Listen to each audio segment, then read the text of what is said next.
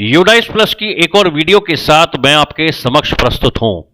आप सभी जानते हैं कि सभी विद्यालयों में eco club for mission life का गठन किया जाना था। शासन के भी स्पष्ट आदेश थे कि प्रत्येक विद्यालय में इको क्लब की स्थापना की जाए ताकि बच्चों को पर्यावरण के साथ जोड़ा जा सके। अब ये इको क्लब का जो डाटा है उसको यूडाइस प्लस पर कैसे अपडेट करना है, कैसे आप प्रोफाइल एंड फैसिलिटी मॉड्यूल को लॉक करेंगे, कैसे उसको स्कूल सर्टिफिकेशन का कार्य करेंगे।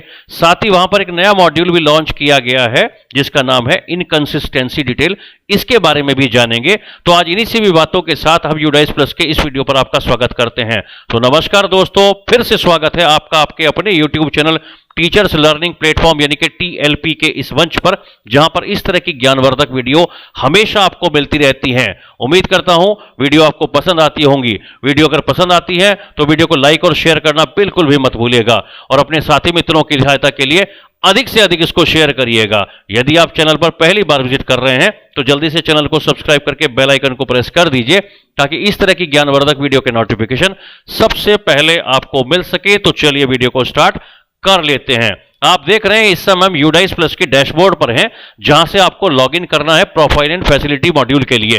तो राइट साइड में देखिए यहां पर लिखा है लॉगिन फॉर ऑल मॉड्यूल, आप यहां पर क्लिक करें। क्लिक करने के बाद थोड़ा सा चेंज आ चुका है। यहां पर आपके सामने स्टेट है, तो सबसे पहले आप सिलेक्ट स्टेट पर क्लिक करके अपने स्टेट को चुनेंगे। जैसा कि मैं उत्तर प्रदेश से हूं तो मैं उत्तर प्रदेश चुन लूंगा और गो पर क्लिक करूंगा। क्लिक करने के बाद ये तमाम मॉड्यूल्स आपके सामने खुल जाते हैं। तो हमें प्रोफाइल एंड फैसिलिटी मॉड्यूल पर जाकर उसे कंप्लीट करते हुए उसका स्कूल सर्टिफिकेशन का कार्य पूरा करना है। यहां पर मैं एक बात और आपको बता देना चाहता हूं, पिछली वीडियो में मैंने जिक्र किया था स्टूडेंट मॉड्यूल में भी स्कूल सर्टिफिकेशन का एक और मॉड्यूल लॉन्च किया गया है। तो यह जान लीजिए कि प्रोफाइल एंड फैसिलिटी के स्कूल सर्टिफिकेशन का कार्य स्टूडेंट मॉड्यूल के स्कूल सर्टिफिकेशन के कार्य से बिल्कुल अलग है। यानी कि प्रोफाइल एंड फैसिलिटी पर जाकर स्कूल सर्टिफाई करना और स्टूडेंट मॉड्यूल पर जाकर स्कूल सर्टिफिकेशन का कार्य आपको अलग अलग करना होगा। तो चलिए प्रोफाइल एंड फैसिलिटी मॉड्यूल में लॉगिन कर लेते हैं। तो ये देखिए लॉगिन है, यहां पर क्लिक करते हैं। क्लिक करने के बाद कुछ इस तरह का डैशबोर्ड खुलकर आपके सामने आएगा जहां पर आपको लॉगिन कर लेना है। तो चलिए सबसे पहले हम लोग लॉगिन कर लेते हैं। लॉगिन कर लेने के बाद फिर से कुछ इस तरह का डैशबोर्ड आपके सामने आएगा जहां पर ये देखिए लिखा है प्रोफाइल एंड फैसिलिटी, आप यहां पर क्लिक करें। ये क्लिक करने के बाद आपका यूडाइस प्लस का प्रोफाइल एंड फैसिलिटी मॉड्यूल का डैशबोर्ड खुलकर आपके सामने आएगा जहां पर तमाम तरह के जो बटन्स हैं आप दिखाई दे सकता है। डाटा कैप्चर फॉर्मेट में 1.1 से लेकर 2.28 तक की जानकारियां आपको फिल करनी होती हैं। अब इस मॉड्यूल को लॉक करने के लिए, इसके स्कूल सर्टिफिकेशन का कार्य करने के लिए सबसे पहले प्रत्येक जो 1.1 से 1.26 है या प्रत्येक बटन पर जो भी पॉइंट्स दिए हुए हैं वो सब आपको कंप्लीट करने होंगे। आप यहां देख सकते हैं, यहां पर राइट साइड में देखिए ये सब चीजें कंप्लीट कर दी गई हैं। अब सबसे पहले मैंने आपसे जिक्र किया कि आपको स्कूल सर्टिफिकेशन का कार्य करने से पहले इको क्लब का डाटा, अपने विद्यालय के इको क्लब का डाटा सबसे पहले अपडेट करना होगा। तो वो कहां पर आपको मिलेगा, आप ऊपर देख सकते हैं बहुत सारे टैब बने हैं। तो यहां पर जो ये टैब है 1.55.1 से 1.55.20 तक का, आप इसे क्लिक करें। क्लिक करने के बाद देखिए ये कुछ इस तरह का इंफॉर्मेशन वाला डैशबोर्ड खुलकर आपके सामने आएगा। यहां पर सबसे स्क्रॉल करके थोड़ा सा नीचे की ओर चले जाएं और यहां पर देखिए 1.55.18 में जो इंफॉर्मेशन लिखी है, whether the school has constituted eco club, यानी आपके विद्यालय में क्या इको क्लब चलाया जाता है। क्योंकि अभी प्रत्येक विद्यालय में इको क्लब की स्थापना हो चुकी है। तो आप यहां पर देख सकते हैं सबसे पहले हमने यहां जब भरा था इसको तो यहां 9 भरा था, तब तक हमने इको क्लब की स्थापना नहीं की थी। अब प्रत्येक विद्यालय में हो चुकी है। तो आप यहां पर यस पर इसे क्लिक करेंगे, ध्यान से देखिएगा, और यहां पर सेव पर आप क्लिक कर देंगे। तो सेव पर क्लिक होने के बाद इको क्लब का डाटा आपका अपडेट हो जाएगा।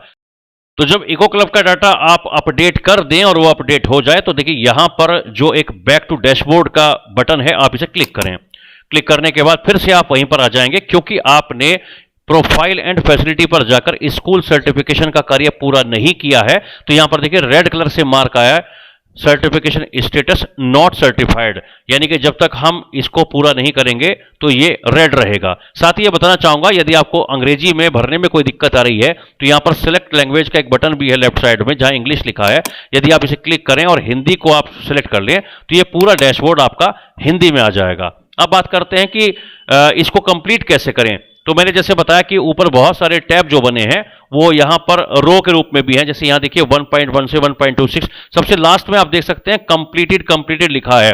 तो इस स्कूल सर्टिफिकेशन का कार्य करने से पहले ये आवश्यक है कि आप प्रत्येक मॉड्यूल को, जितने भी मॉड्यूल प्रोफाइल एंड फैसिलिटी में दिए गए हैं, जितनी भी जानकारियां मांगी गई हैं, उन्हें आप कंप्लीट कर दें। अगर वो कंप्लीट नहीं है तो आप ये कार्य नहीं कर पाएंगे। अब बात करते हैं स्क्रॉल करके सबसे नीचे की ओर हम चले गए हैं तो यह 30 नंबर पर सबसे पहले जिसका मैंने जिक्र किया था, एक नया जो है टैब आया है इनकंसिस्टेंसी। अब इनकंसिस्टेंसी डिटेल क्या है इसे जान लेते हैं। तो सबसे पहले यहां पर आप इसे क्लिक करें।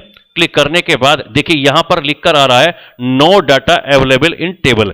यानी इसका क्या मतलब है? इसका मतलब यह है कि जो डाटा प्रोफाइल एंड फैसिलिटी का आपने लास्ट ईयर भरा था और जो डाटा आपने इस साल भरा है उसमें आपकी तरफ से कोई भी चेंज नहीं किया गया, किसी तरह से कोई डिफरेंस उसमें नहीं किया गया है। अगर कोई चेंज आपने किया होता तो इस टेबल में वो आपको दिख जाता। आप यहां राइट साइड में थोड़ा सा ऊपर जाकर देखिए, सिलेक्ट इंडिकेटर का एक बटन है जिसमें नीचे ऑल है, आप यहां क्लिक करें। क्लिक करने के बाद ये कुछ ऑप्शंस दिए गए हैं, कुछ चीजें दी गई हैं, जानकारी दी गई है। यदि आपने इनसे संबंधित जानकारियों में कोई भी चेंज अगर किया होगा तो वो इस टेबल में नजर आ जाएगा। मैं एग्जांपल के तौर पर बता देता हूं, मान लिया आपके स्कूल में 4 कमरे थे और 2 नए और बन गए, तो इस बार अगर आपने उन कमरों की संख्या 4 से 6 कर दी है तो यहां पर no data available in table की जगह उनकी जो अपडेटेड डिटेल है कमरों की वो यहां पर शो करेगी।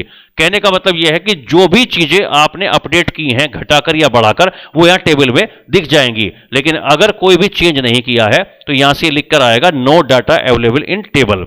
ठीक है, तो यही इनकंसिस्टेंसी डिटेल का मतलब है। तो देखिए यहां पर लिखा है फिर से बैक टू डैशबोर्ड, तो बैक टू डैशबोर्ड कर लेते हैं।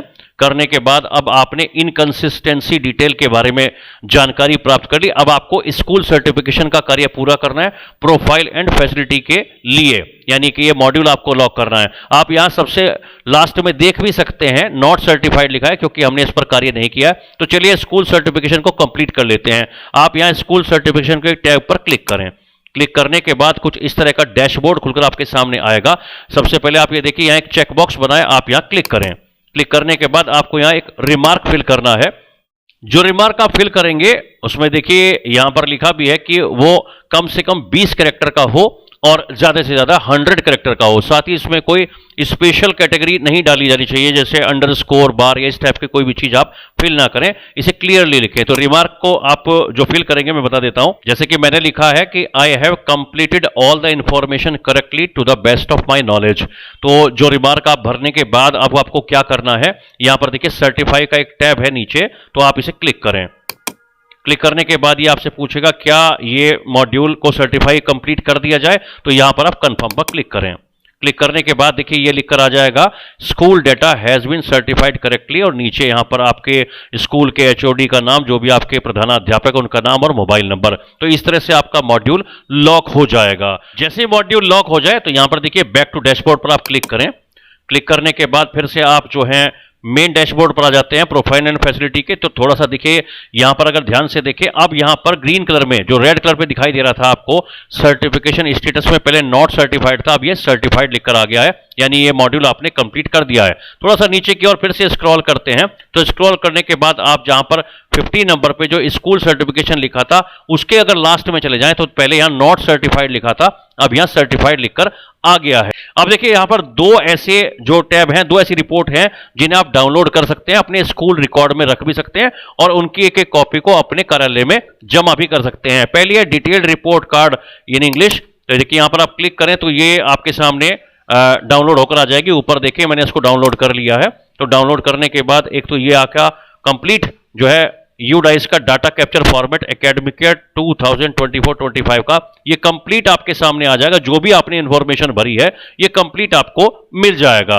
तो आप चाहे तो इसकी एक कॉपी निकालकर अपने स्कूल रिकॉर्ड के लिए रख लीजिए, ताकि नेक्स्ट ईयर जब आप यूडाइस का काम करें तो ये कंपैरिजन किया जा सके और इसकी एक कॉपी भी आप जमा कर सकते हैं। इसी तरह से अगर आप दूसरी इंफॉर्मेशन देखें कि स्कूल रिपोर्ट कार्ड SRC, तो इसको भी आप डाउनलोड कर लें ताकि ये स्कूल रिकॉर्ड में काम आए। तो मैं इसको क्लिक कर लेता हूं, तो ये कुछ इस तरह की दिखाई देगी। एक समरी है कंप्लीट, पहले तो था पर पेज के हिसाब से, और ये कंप्लीट समरी है इन शॉर्ट में।